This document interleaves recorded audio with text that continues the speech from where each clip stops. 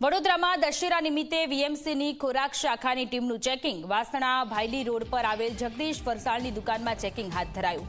Food ઇન્સ્પેક્ટરે fafda જલેબીના sample લીધા. આ sample લેબમાં મોકલવામાં આવશે, જેનો રિપોર્ટ 14 દિવસ બાદ આવશે. દશેરામાં લોકો ફાફડા જલેબી આરોગી જશે અને બાદમાં રિપોર્ટ આવશે.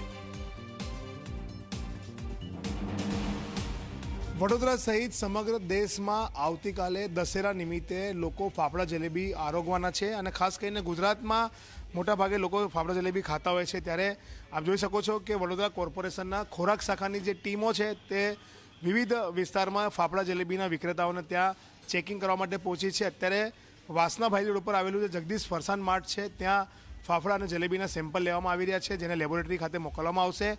અલગ અલગ બરણીમાં જે જલેબી હોય કે ફાફડા હોય તેને ભરવામાં આવી રહ્યા છે. કયા પ્રકારના તેલમાંથી બનાવ્યા, કયા પ્રકારનું મટીરિયલ વાપર્યું છે, જે આ ખાવાલાયક છે કે કેમ, આ તમામ બાબતોની ચકાસણી કરવામાં આવશે. અને મહત્ત્વની બાબત છે કે વડોદરા શહેરમાં અંદાજિત કરોડો રૂપિયાના જે ફાફડા જલેબી છે તે લોકો આરોગતા હોય છે.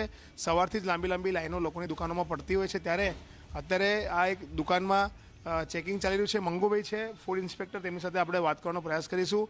મંગુભાઈ, શું કહેશો, કઈ કઈ જગ્યા પર ચેકિંગ કરવામાં આવી રહ્યું છે અને કયા કયા સેમ્પલ લેવામાં આવી રહ્યા છે? આજરોજ 8 ફૂડ સેફ્ટી ઓફિસરો દ્વારા દરેક વિસ્તારમાં જલેબી ફાફડાના નમૂના લેવાની કાર્યવાહી કરવામાં આવી રહી છે.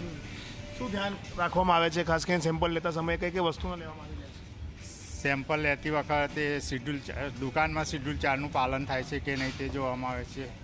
અનહાઇજેનિક કન્ડિશનમાં જથ્થો જોવા મળે તો નાશ કરવાની કાર્યવાહી કરવામાં આવે છે. કયા કયા સેમ્પલ લીધા?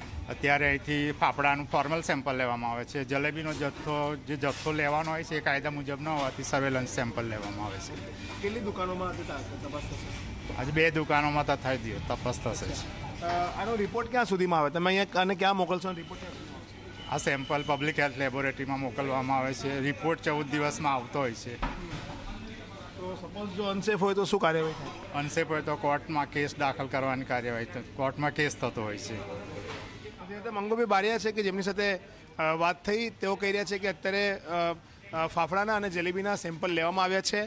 પબ્લિક હેલ્થ લેબોરેટરી ખાતે આ સેમ્પલ મોકલવામાં આવશે અને 14 દિવસની અંદર આ લેબોરેટરીનો જે રિપોર્ટ છે તે આવશે. પરંતુ ત્યાં સુધી લોકો ફાફડા અને જલેબી ખાઈ લેશે. એટલે સવાલ એ થઈ રહ્યો છે કે એક તરફ લોકો એકદમ સ્વસ્થ ખાય, લોકો ચોખ્ખું ખાય તે પ્રકારના ઉદ્દેશ્ય સાથે ખોરાક શાખા ચેકિંગ કરવા નીકળતો હોય છે. પરંતુ ક્યાંક ને કહી શકાય કે 14 દિવસ બાદ જે રિપોર્ટ આવવાનો છે ત્યારે એ જ સવાલ ઉઠી રહ્યો છે કે જો રિપોર્ટ અનસેફ આવશે અને લોકો ફાફડા જલેબી ખાઈ લેશે તો તેઓ કઈ રીતના સ્વસ્થ રહેશે તે સવાલ પણ અહીંયા ઉઠવા પામી રહ્યો છે. પરંતુ એક વાત નક્કી છે કે ફાફડા જલેબીના વિક્રેતાઓના ત્યાં ખોરાક શાખાની ટીમના દરોડાના કારણે વેપારીઓમાં ક્યાંક ને ક્યાંક ફફડાટ ફેલાયો છે અને જે લોકો વધુ નફો કમાવાની લાલચે ખૂબ તકલાદી વસ્તુ વેચતા હોય છે તે લોકોમાં ક્યાંક ને ક્યાંક ભય પણ જોવા મળી રહ્યો છે. કેમેરામેન મુકુંદ દવે સાથે રવિ અગ્રવાલ, ઝી મીડિયા, વડોદરા.